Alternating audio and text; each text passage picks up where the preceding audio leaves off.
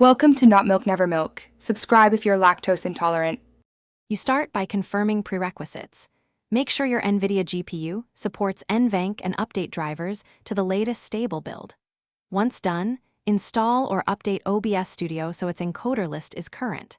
Next, close other GPU-heavy apps to avoid resource conflicts.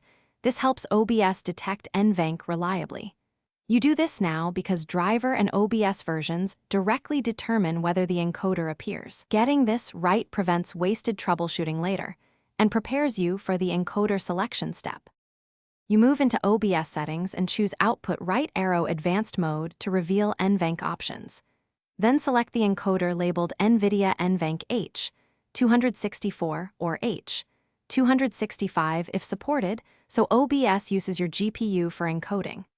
After selection, set rate control, CBR or VBR, then pick a bitrate appropriate for your upload speed and target quality. Also choose a preset, performance versus quality, and a keyframe interval.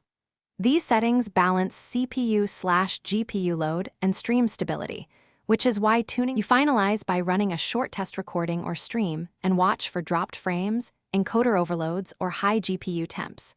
If NVENC isn't listed, reinstall NVIDIA drivers, consider using the to clean drivers, and ensure no conflicting OBS plugins or virtual devices block detection. Once NVENC appears, tweak bitrate or preset. Lowering them reduces load if you see frame drops or overheating.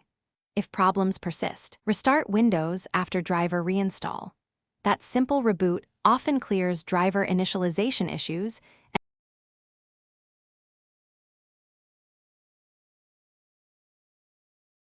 Thanks for watching. If this was helpful, leave a like and consider subscribing. See you next time.